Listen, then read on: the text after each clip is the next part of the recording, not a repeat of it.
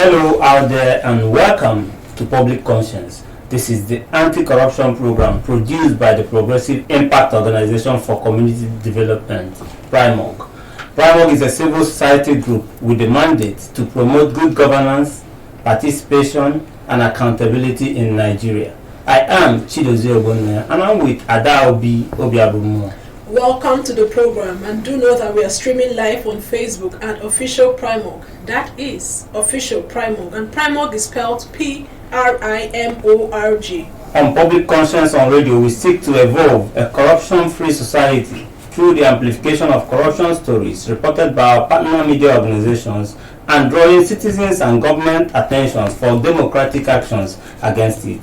We also promote integrity by focusing on rare cases of the display of honesty by public and private individuals in the course of their normal activities. This program is supported by the MacArthur Foundation. Today, we will be looking at the Institute for Peace and Conflict Resolution spending of over 3 billion naira to carry out their mandate in northern Nigeria and concerns of breach of contracting laws and corruption. The Institute for Peace and Conflict Resolution is under the Federal Ministry of Foreign Affairs, and it is saddled with the responsibility of preventing, mitigating, and resolving conflicts in the regions across the country. And today, the spotlight is not just on them. Over the 3 billion spent by the institution trying to deliver on their mandate, but the disregard to procurement laws and corruption with arguable little or no impact on the security situation in the northeast and northwest Nigeria. This program will offer you and I the opportunity to interrogate the management of resources meant for the restoration of peace in the northeastern and the northwestern Nigeria. You will also hear how procurement fraud, is rocking the Federal Government Institute saddled with the responsibility of preventing, mitigating, and resolving conflicts across the country. Do you think the billions of naira spent on conflict resolution in the northeast and the northwest have yielded the desired results? Are you bothered about the utilization of funds meant to alleviate the sufferings of Nigerians in the conflict-ridden places? And do you know that procurement remains arguably a major route for corruption in the public service? Be ready to join us through phone and text messages in the course of the conversation. The WhatsApp phone line to send your message to is 0902 265 6167. That is 0902 265 6167. Please indicate your name and your location when sending your message. And remember that this is for messages only. Please begin to send your messages as soon as possible to 09022656167, and that is 09022656167. The numbers to call will be given shortly. A recent investigative report published by the International Center for Investigative Reporting, ICIR, revealed that despite the rising insecurity situation in the country, the Institute for Peace and Conflict Resolution, IPCR, claims it has spent over 3 billion naira to build peace in 2 northern regions. And I must mention that we invited the Institute for Peace and Conflict Resolution to join us in the studio. We look forward to them joining us as the program progresses. But with us here is one of the ICIR reporters who conducted the investigations, Olubenga Adanikin. You're welcome to the program. Thanks for having me. And also we have a concerned Borno indigene and a public affairs analyst, Alhaji ABBA KAKA. Welcome to the program, Alhaji. Thank you for having me. All right, let's start with Olubenga immediately. Give us an overview of your report and why ICIR ventured into this investigation. Okay, thank you very much. First, I will say that it is the constitutional mandate of journalists to ask questions. You know, it is our job to serve as the watchdog of the society. It is also our responsibility to inform the public, enlighten the public, and then, play other roles, spelled out in the constitution. So part of that is what led to this investigation.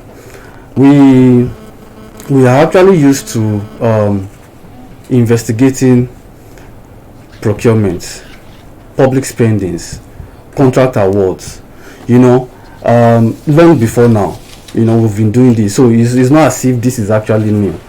So there is a project, annually projects called the zonal intervention, project are usually awarded. It's also known as constituency project, So yes, we sent freedom of information request to this institute, to find out the list of projects that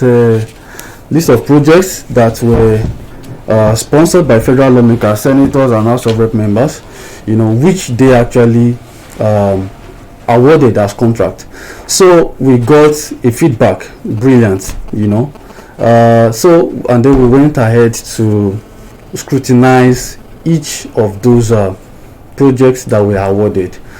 So the projects were awarded across the country, but we just focused on the northeast and then the northwest, since the primary mandate of part of the mandate of the IPCR is to promote peace, ensure peaceful coexistence and all that, So, and then we realized that, okay, if you are spending this much on peace building, why is it that insecurity continuing to linger in the northern part of the country, particularly the northeast and then the northwest? So we said, okay, fine, we don't just want to work based on guess or assumption, let's work with facts. So we went to an open source platform.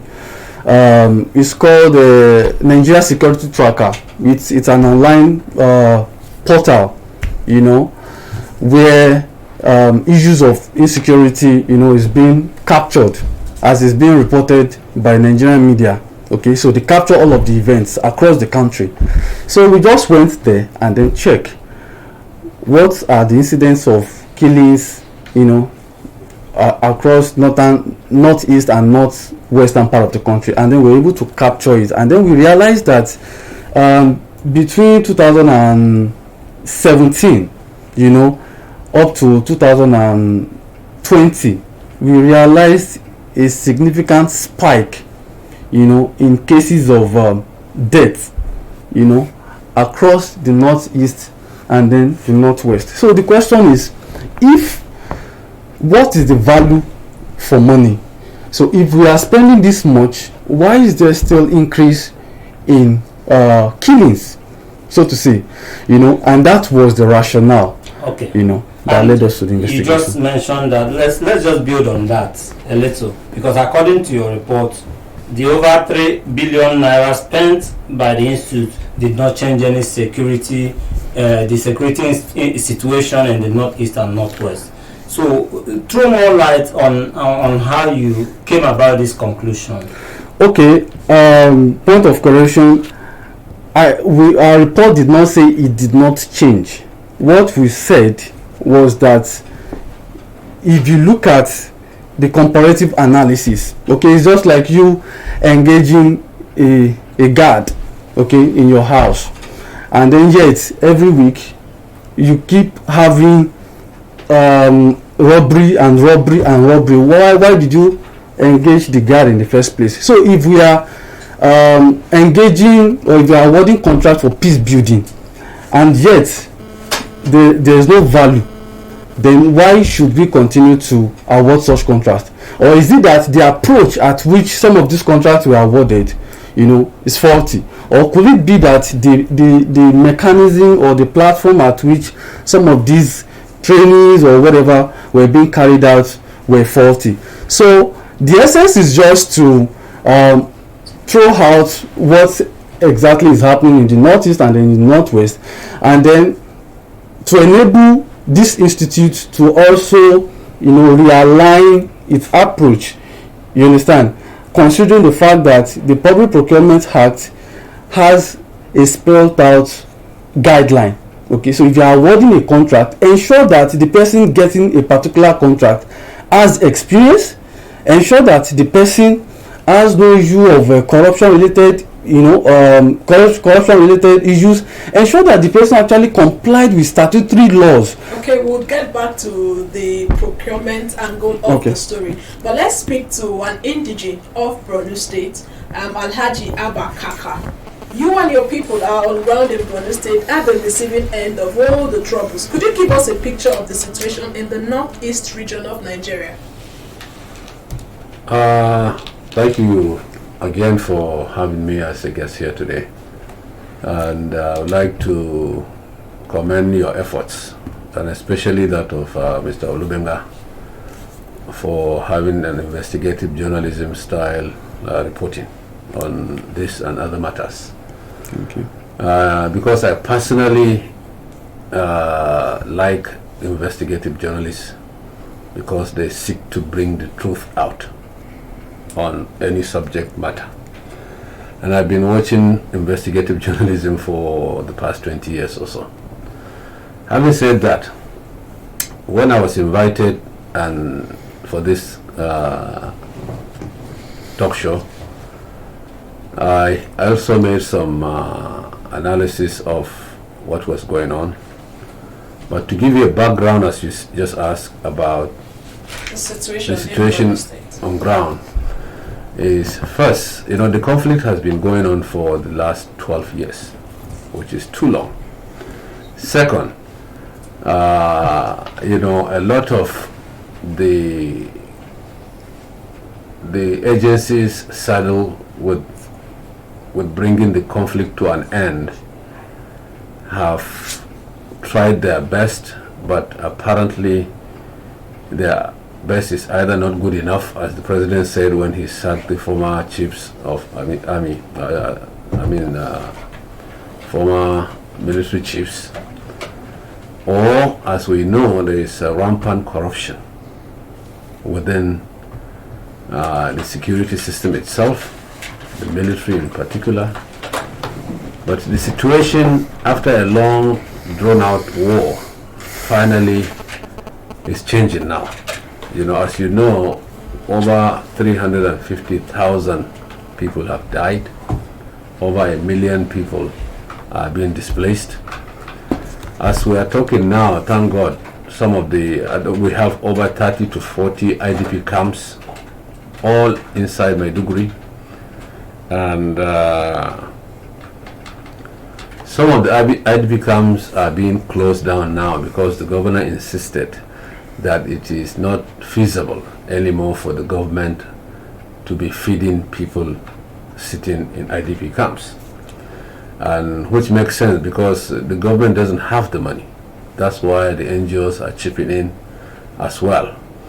So some of the camps are being, I think he has given a deadline of December this year for all the camps to be closed down inside Maiduguri. So that is number one, which is very commendable. Number two, some of the Boko Haram fighters themselves are surrendering now.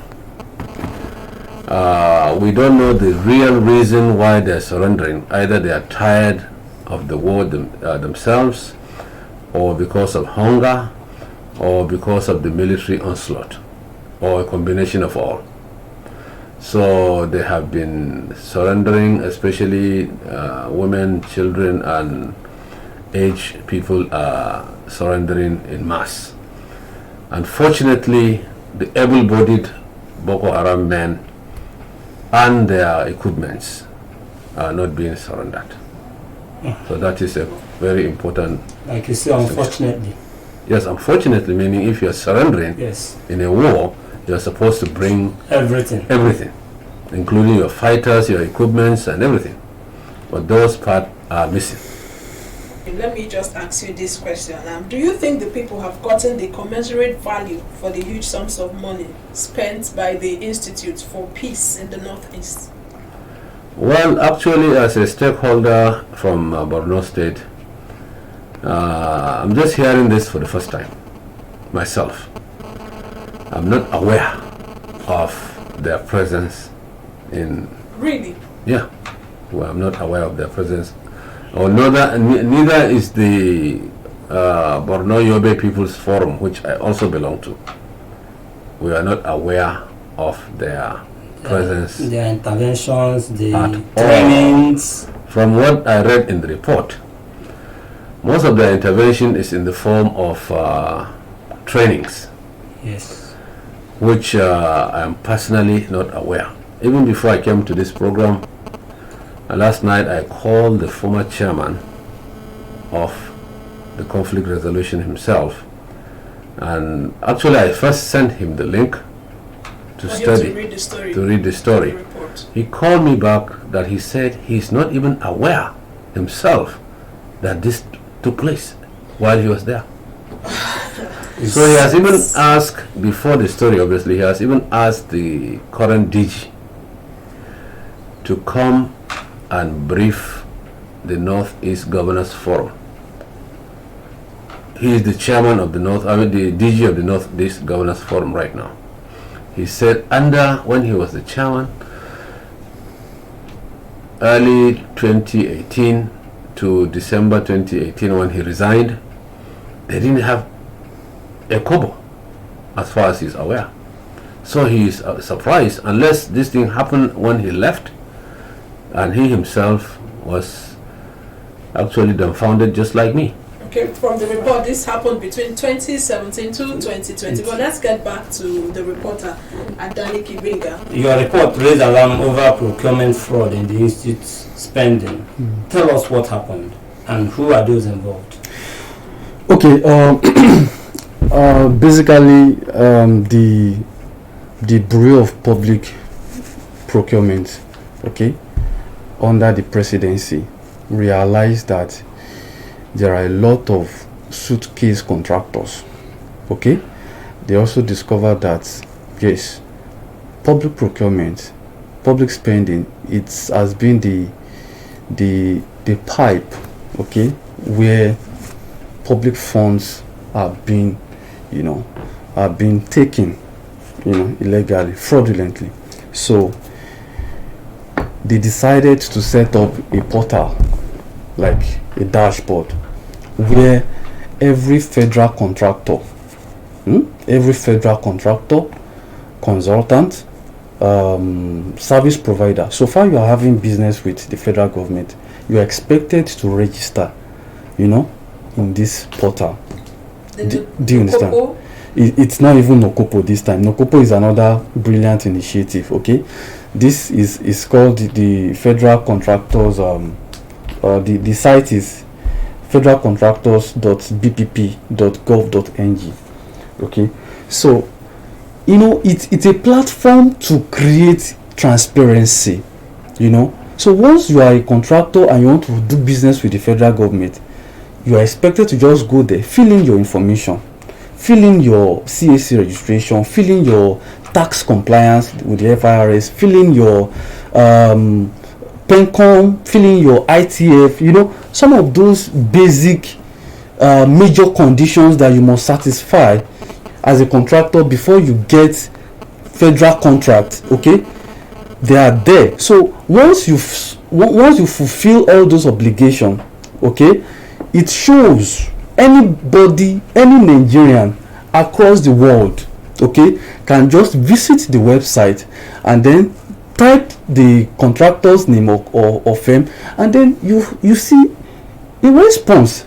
You will see everything about the company. If the company has actually paid its tax, you will see it there.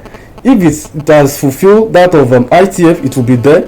If it's actually defaulting in one of the major requirements, you will also see it there, because it will be cancelled like this. So in all of this, which one did the contractors breach? In fact, they did not even register. Some of them did not even register on the platform.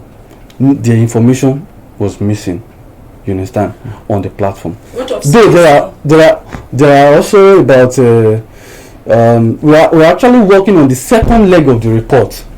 Do you understand? Because we don't want to bombard the public with so much detail so that it won't be boring. Okay, so we just did the first leg. We are still on the second leg, because even in the second leg we also realized that a number of those firms, we subjected their name to the CAC and we couldn't find them. So it means that how can a company secure a contract without CAC registration, quote and unquote. Though it's still work in progress, you understand. But the essence of all of this is not to winch hunt anybody, okay? But it's just to ensure that they are meticulous in their process of awarding contract.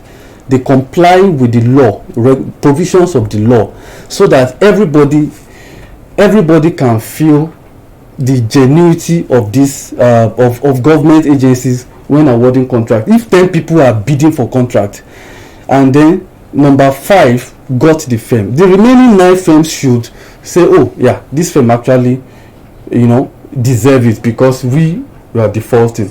That openness, it's something that should be promoted, so to say. Okay, thank you for your report. It's quite revealing that some of the contractors are not registered with the CAC, and then the breach of the procurement laws.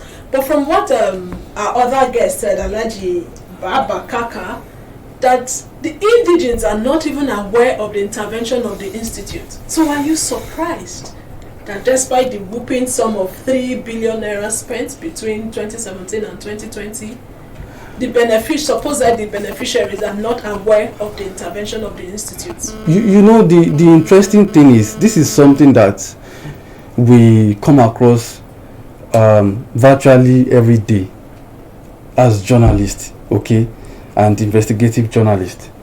We know that oftentimes there is no value for money, but we cannot prove this except we have incontestable evidence. Do you understand? Of course, I told you that we've been doing this long before now. We've gone to several northern states to investigate primary health care projects.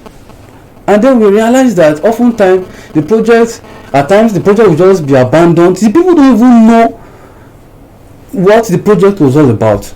And in some cases, they will have finished the project and then it will be under lock and key. And then you see pregnant women traveling several kilometers before they could deliver at a general hospital. Meanwhile, they have a primary health care just at their backyard.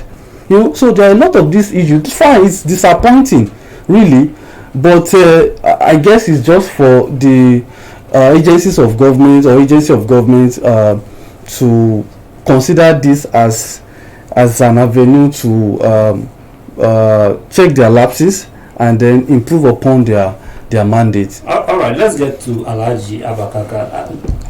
Just to ask you, what do you think happened to the funds, the training, and the peace building that is supposed to have been done? Well, to answer that question, you really need to ask the DG of the conflict resolution himself. But as Rubenga has said, if a public servant or a public institute will award a contract to companies that are not even registered under the Nigerian laws, or the Corporate Affairs Commission doesn't know about them, then they are either conniving with the companies to steal the money, or they themselves stole the money, because they need to prove to us, the beneficiaries, that this is the reason why we gave a contract to a company that is not even registered. If for any reason we are going to believe a story like that, because it's just unbelievable that public servants, most public servants in Nigeria behave and act with impunity, and this is just one of them. This is just one of them. I will hold you up there, but we'll come back, because Adobe, I think this is a good place for us to bring in our listeners. But before we open the phone lines, we want to encourage you to please follow us on all our social media platforms at Official Primorg. And Primorg again is spelled Primorg. Remember that we are streaming live on Facebook at Official Primorg. And remember that this program is interactive. The WhatsApp phone line to send your messages 09022656167. That is 09022656167. This is for messages only. Please begin to send your messages now to 09022656167. And we are asking you this morning, what is your reaction to our conversation? Are you bothered about the utilization of funds meant to alleviate sufferings of Nigerians in conflict-ridden places? And how can procurement corruption best be tackled in public service? And for those watching via Facebook, you can drop a line or two and we will read your messages. I think I have my first caller. Hello? My name is N3.07. I'm calling you from my former school. Fine, go ahead. There is a discussion with actually what every Nigerian who is restless is discussing in which our mind involves to be help. We find out that contracts, government is whether that contracts are awarded to civil servants to their companies that themselves for themselves. The problem that these contracts, most of them, 70% of them are never either completed or constructed to specification. And nobody supervises this job because when the contracts or the costs are raised, as they move from one day to the next, they are padding it and padding it. You find out at the end of the day, the find out that when they just started, there is no supervision because those who are in the contract, as they move from table to table, they keep padding it. They just for 10 naira end up being just for 2,000 naira. So when the job fails, those who are supposed to be there to supervise it or inspect it or monitor it can't do anything because they are. Ifeanyi, hello Ifeanyi. How can it be best tackled in Nigeria? The best way to tackle it is start from those who have governance. Because presently we don't have any governance. There's no governance. People are expected where they get. We have a hold up on the nobody better to send the relevant agencies to collect. Everybody is busy looking for them to collect. So the problem is, once the government from the lowest level, what they are responsible to their responsibility first, because they start looking for money to collect. All right. Responsibility They must be responsible. responsive to their responsibilities. And Adobe, I must mention that procurement fraud is said to be gulping over 300 billion naira yearly. This report was done by a forensic institute of fraud and examiners of Nigeria. That's just to buttress what has been discussed in the studio. But for the person listening to us, are you from the northern part of Nigeria? We also want to hear from you as a person directly affected by the government's intervention. So let's get back to our guest in the studio. Gbenga, that should be for you. Did you make effort to hear from the Institute for Peace and Conflict Resolution before publishing your report? Definitely. It's our job, it's a process. Okay, we have a process. Like I said earlier, our job is not to witch hunt people or to ridicule people, but it's just to point out lapses and then give them a platform to get better, to improve. So yes, we did. We tried, but we sent text, we made call. In fact, the official numbers that we found on this thing, we called it. We visited the official website, we called the number. There was no response. We sent text again, there was no response. In fact, while working on the second leg of the report, we also visited the institute again, and the spokesperson also added to our our conclusion, so to say, that there are a lot of persons have actually been complaining that this number is not reachable. So I want to believe that it's something they will also work on, it's something they will also improve upon, to also ensure that they deliver their mandate, to the masses. Which agency is supposed to go after or look into this your report, like one of our anti-graft agencies? Which of them is aware of your investigation? Okay, yes. The ICPC, has actually been doing well in terms of prosecuting procurement-related cases, but I know they can still do better. As part of their efforts, I understand that they set up one anti-corruption desk or thereabouts. Act 2. Thank you very much. That's okay. Please finish your thought. So yeah, so I was saying that yes, the ICPC has made some fantastic efforts. Really, I must commend them because on this particular issue, not really on this particular issue. Though I tried to reach out to the spokesperson, but she wasn't available. Okay, I sent text and all that, but she wasn't available. But before now, she has actually been responding. So that's Madam Azuka. Yes, exactly. Madam Azuka is so. She's very responsive. Very. You know. So and what I want to say is that when we did our earlier investigations, you know, in fact, part of our investigation made ICPC to set up a special desk, so to say, committee to look into procurement frauds. In fact, I think they're also looking at the possibility of partnering with the National Assembly to see how they could actually prosecute contractors that have flouted the procurement law based on the investigations we conducted. That's quite commendable. We hope that the ICPC, like you said, would also look into this report and would have a positive feedback. And do the needful. Let me now come to you. I wanted to say something before, but you've been listening. You've heard Benga, even the caller said one thing or the other about procurement fraud. We know that it's just there. The report by ASIA raised the issue procurement fraud very, very critical. Do you think corruption is a hindrance to the resolution of long-drawn conflicts in the northern region? Absolutely. You know, when government budgets money for a particular program, and like the report has just clearly shown, not only the ICPC but the EFCC should also get involved and go and find out what really happened. You know, that's why I commend people like Benwa for this investigative journalism, because this procurement fraud in Nigeria is so rampant. Okay, please hold on your thought. Let me take this call. Hello? Hello? Yes, good morning. Your name and where you're calling from? Okay, my name is Comrade from Williams. Let's hear you, comrade. Okay.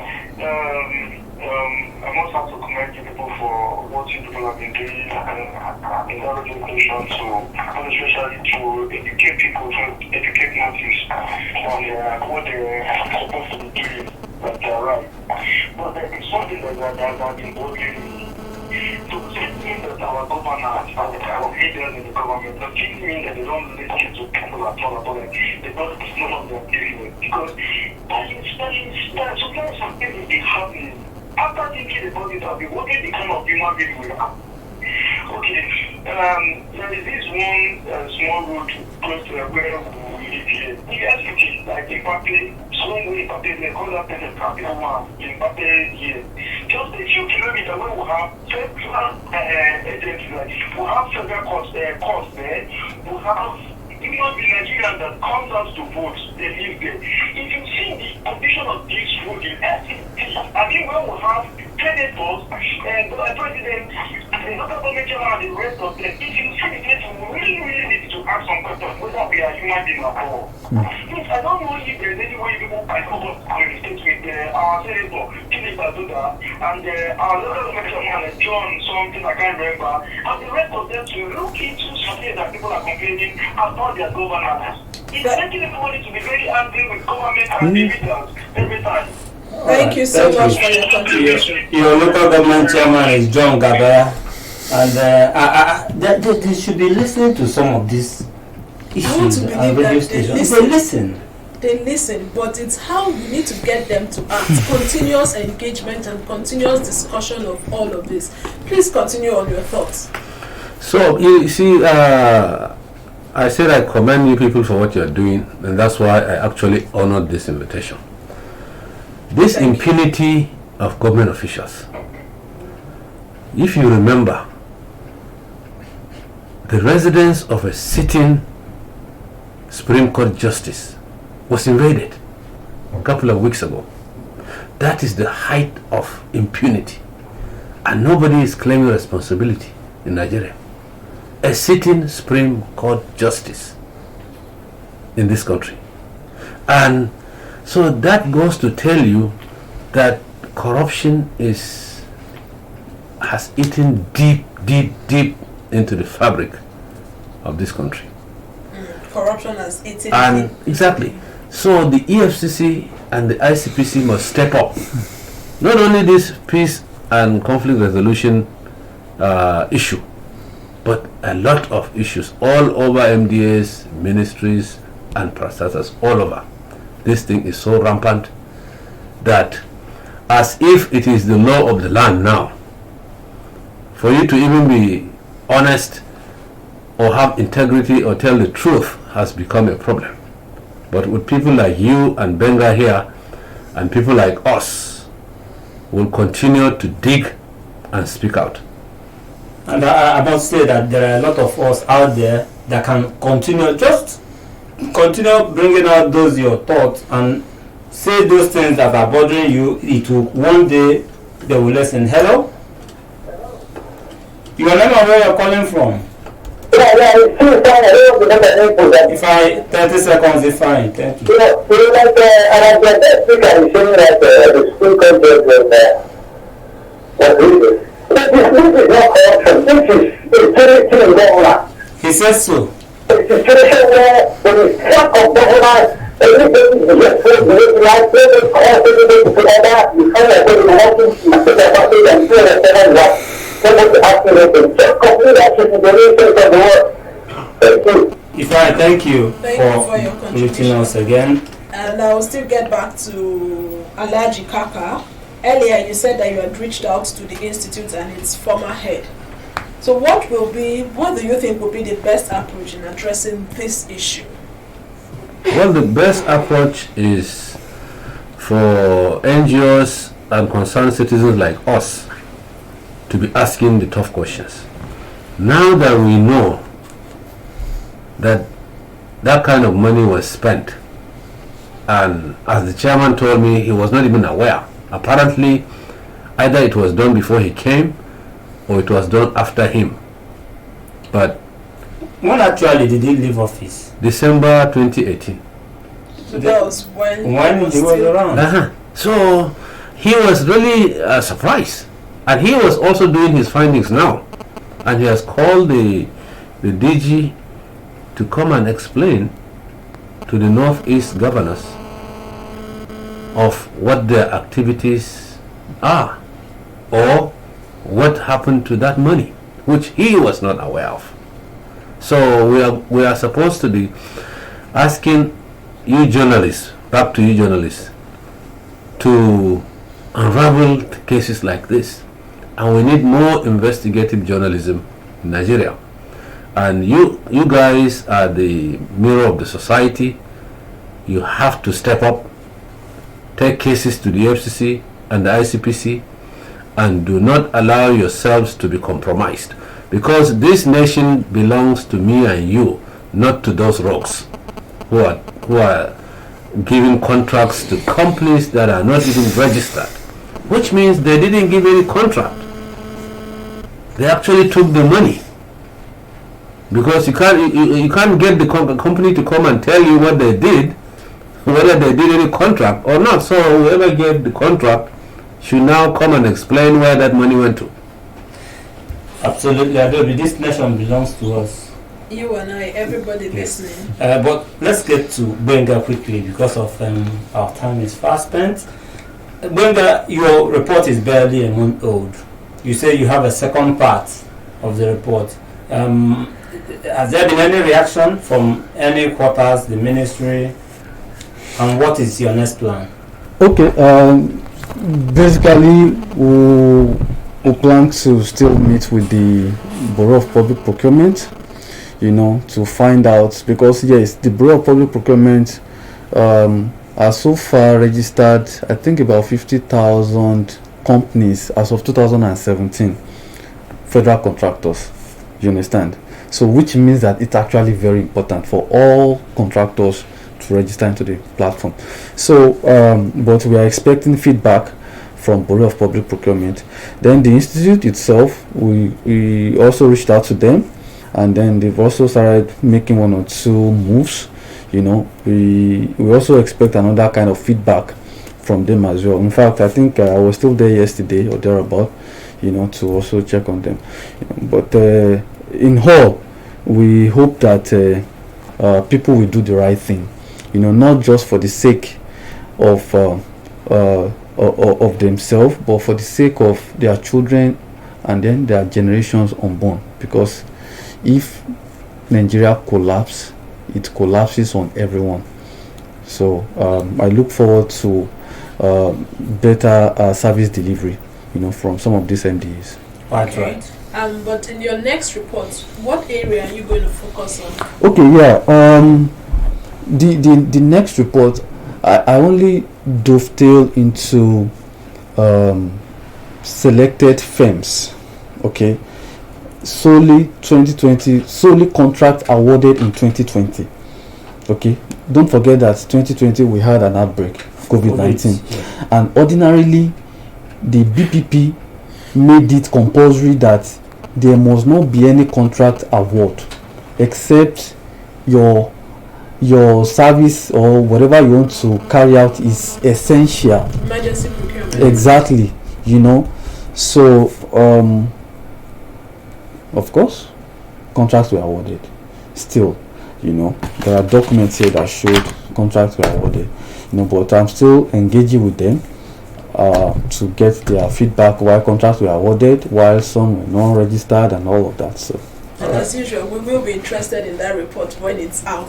Thank you. But let's get to Alhaji ABBA KAKA. Like my colleague here said, our time is fast spent. What would be your last word or your advice to that person listening to you who might have given up hope? And my advice to them is that do not give up hope. Never give up hope. Always keep hope alive.